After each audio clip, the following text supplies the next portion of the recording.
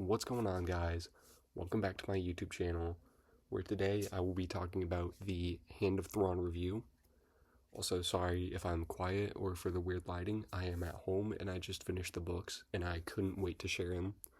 But before I get into it, don't forget to hit that like button and subscribe and ring the bell for notifications. Let's get into it. And before I truly get into it, I just wanted to talk about some quick notes. In my last video, I talked about the OG Thrawn trilogy, and I feel like I didn't really give enough detail about how truly spectacular those books were. They're like the peak of Star Wars. They're up there with the original trilogy, Revenge of the Sith, the best Clone Wars arcs, Andor. I mean, they're truly top of the pile, and I feel like in my review, I gave my opinion, but I didn't truly lean into how good they were. Also, I'm on a reading journey. I'm trying to read every Timothy Zahn Star Wars novel, and it seems like all of them have been published recently, except for the Hand of Thrawn books. And I just want to know, why didn't they get their Essential Legends Collection edition? They're truly essential to the Legends timeline. Why isn't there the renewed edition of it? But that's just a pet peeve. I wanted to see the pretty new colors, but as I've been reading these books, I've fallen in love with these weird ass Legends covers that they just got a place in my heart. Alright, now for some background of the books themselves. Spectre of the Past, Book 1, released in 1997, and Visions of the Future, released in 1998. These books were originally planned to be book, but Timothy Zahn wrote too much to fit into one book, so they split it, and yeah, now it's 2 books, not in half. Book 1 is about 400 pages, Book 2 is about 700, but boy are they worth every single page. And now for the background in-universe, they take place 10 years after the original Thrawn trilogy, around 19 ABY, after the Battle of Yavin, which is Episode 4. Leia is the president of the New Republic, but she is on leave because she's the president. It's a hefty job. And so there's a temporary president, Gaversum, giant birdman. He pretty much saves the whole New Republic. And Luke has a Jedi Order. And these books follow the main cast like Luke, Han, Leia, Lando, Card, as they try to prevent the New Republic from breaking into civil war over a dispute that I will cover later. And while that is happening, there's also an Imperial Moth who is teamed up with 2 other people to impersonate the resurgent Grand Admiral Thrawn. Alright, let's get into the meat and potatoes of this review, the actual substance of the books. And I feel like I can't review one book without the other, because they were meant to be one book, and it'd just be incomplete talking about one and then talking about the other on their own, because the overarching story is the same throughout. It is 3 main threads, and it is the Kamas document, which is, they find it in Mount Tantus, which is Palpatine's old storehouse, and it's a data card saying that the Bothans, which is a very prominent race in the New Republic government, that they played a massive part in the destruction of a planet called Kamas. And so the New Republic is split on whether they should punish all Bothans or let the Bothans off free, like as an entire species, because of what a few Bothans did. And that splits the whole New Republic. Everyone is taking a stance because, on top of that, they're trying to initiate old proxy wars that were lying dormant at the time. And then there's the thread of the newborn Thrawn, which is an Imperial moth to be Thrawn's political power, a clone of a Imperial Royal Guard to be Thrawn's tactical power, and then a con man who has Thrawn's like facial structure, so they paint him blue and make him act like Thrawn. So together, those three impersonate Grand Admiral Thrawn to kind of rally the Empire and try and fight back from their losing war with the Republic. And looped in with that is Admiral Pelion, the supreme commander of the Empire. He's trying to negotiate peace with the New Republic, which he eventually does. And then there's also Mara and Luke with the Hand of Thrawn. Throughout these books, they see alien ships spying on them. And so, well, spying on Mara specifically. And they lure her out to the edge of the unknown regions. And they try to convince her to join this offshoot of the Empire that is more Thrawn's Empire. And, yeah, they're more concerned with the well-being of the entire galaxy, fighting off unknown evils in the unknown regions.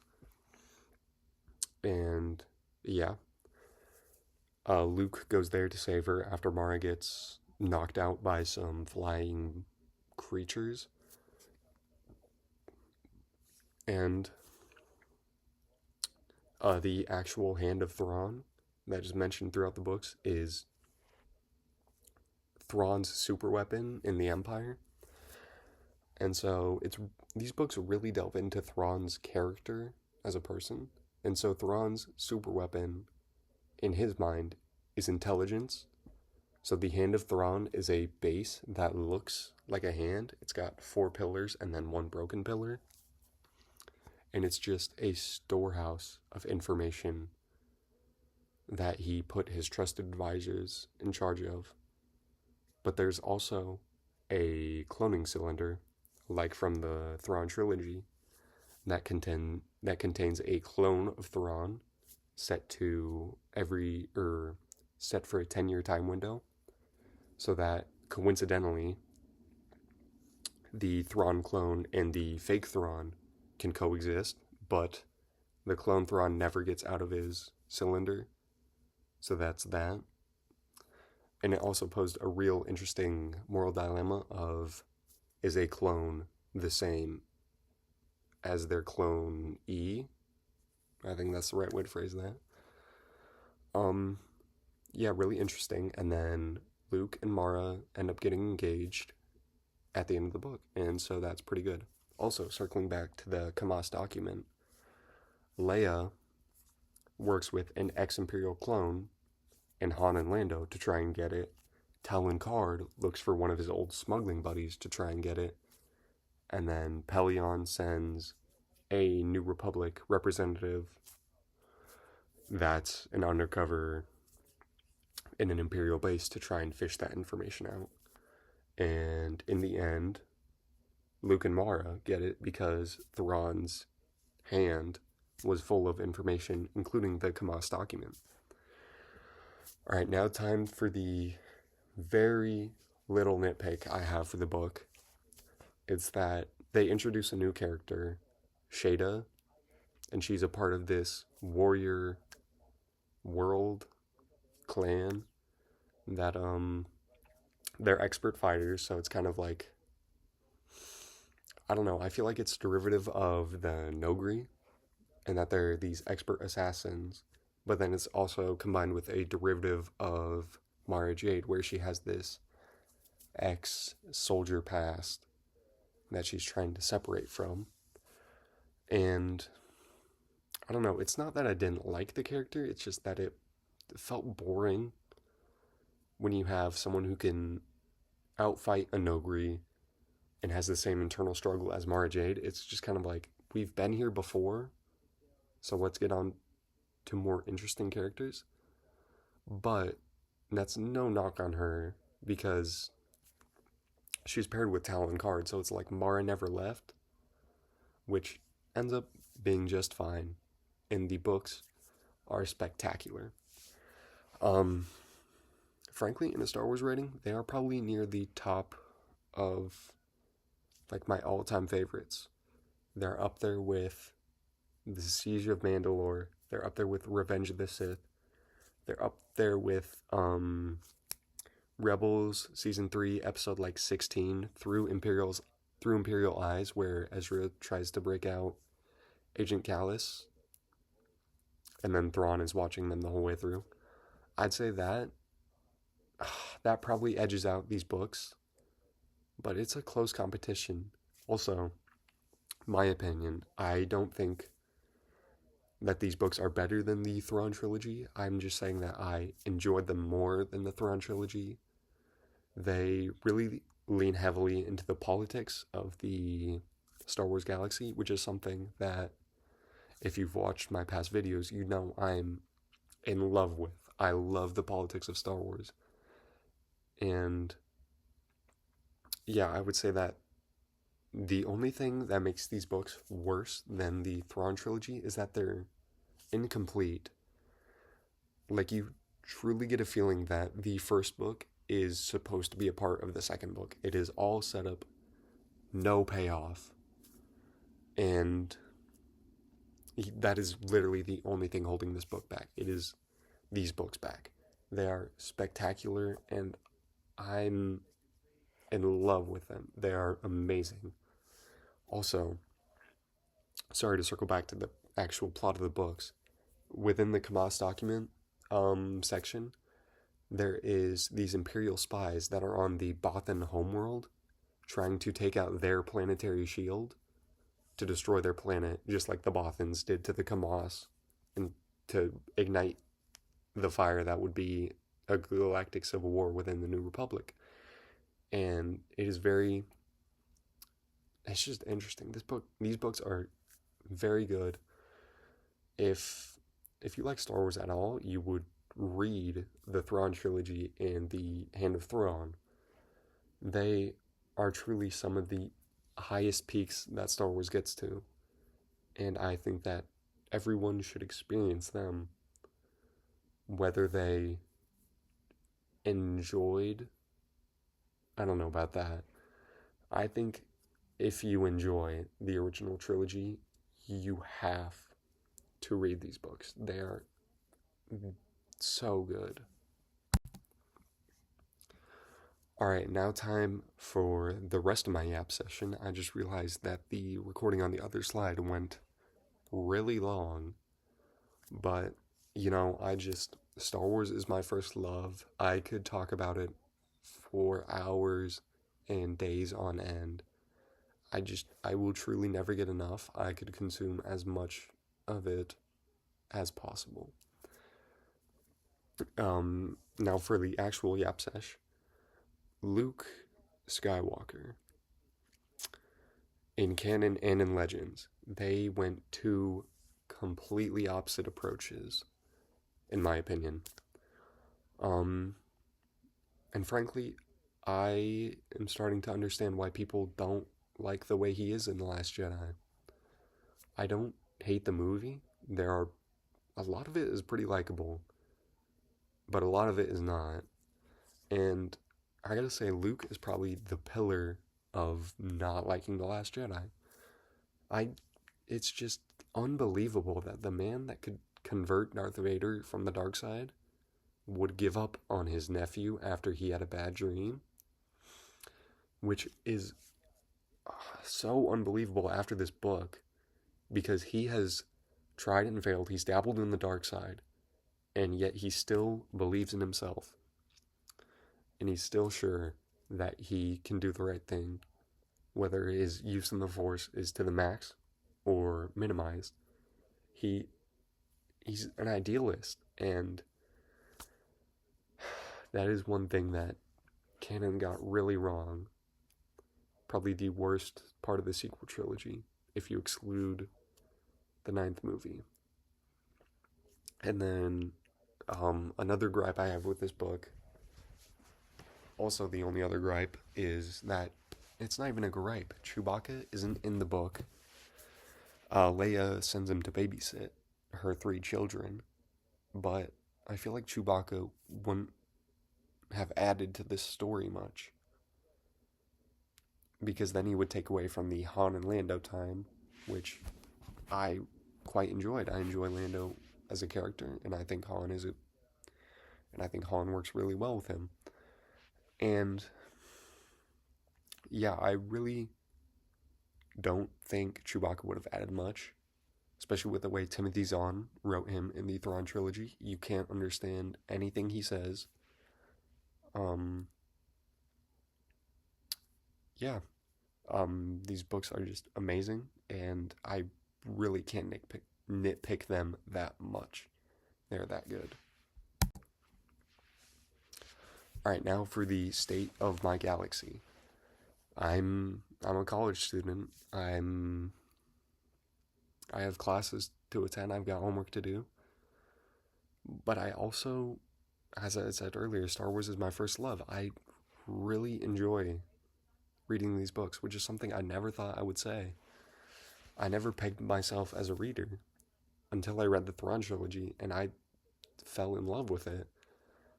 And this is an extension of that. And I'm at a loss for words. I will continue to read Star Wars literature as long as I live. Is if there's Star Wars to consume, I will consume it.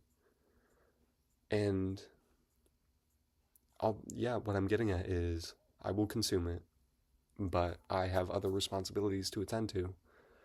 And so I don't know how frequently these YouTube videos will go up, but rest assured I will make them when I finish my books.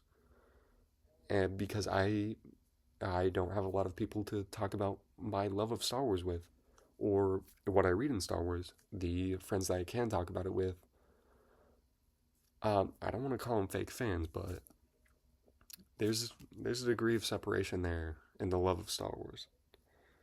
And speaking of my reading journey, I want to keep you guys informed on what I'm reading, so you can at least halfway predict when the next video will come out, if ever. I can guarantee that I will read every Timothy Zahn Star Wars book. Aside from, I think its name is Scoundrels, it's Han Solo Ocean's 11. It just doesn't spark my interest. I don't feel like it's essential to the Legends continuity. So I figured, I'm a college student, I have limited time, I have limited money, I can skip it. And frankly, I have one really big goal I would like to achieve, which is getting to and reading the complete New Jedi Order series, which for those of you uninformed, which is probably everyone watching this video, it's 19 books long. Some of the books get really long, like 700 pages. And, yeah, I love Star Wars. And I feel like that's a piece that I'm missing is Legends, especially this essential piece in Legends, and I really want to experience it. But that is an end goal.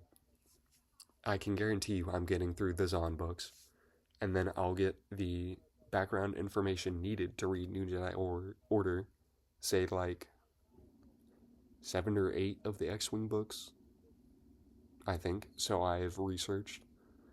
And there's also the Jedi Academy trilogy, which is Luke starting his Jedi Order, along with the I, Jedi book. And then I believe I can hop right into New Jedi Order, which is kind of the end goal. Like, if I get too busy after that, I wouldn't be too mad about not having enough time to read. But otherwise, I'd also like to read the Bane trilogy, the Plagueis novel, the Dark Lord trilogy, the Kenobi book, Legacy of the Force, Fate of the Jedi. Frankly, I just want to consume as much Star Wars literature as I can, now that I know that I enjoy reading, frankly. It's something I never thought I would enjoy, but I'm glad I finally can enjoy it. And yeah, I think that's about it for my review of The Hand of Thrawn duology. They are masterpieces, and they were a delight to read through, despite the length and the kind of stagnant pace of the first book. Highly recommend them. They were beautiful. But yeah, that'll pretty much conclude my review of these two books. Don't forget to like and subscribe and hit that bell for notifications. Yeah, I've been Sawyer LaValley, and this is me yapping.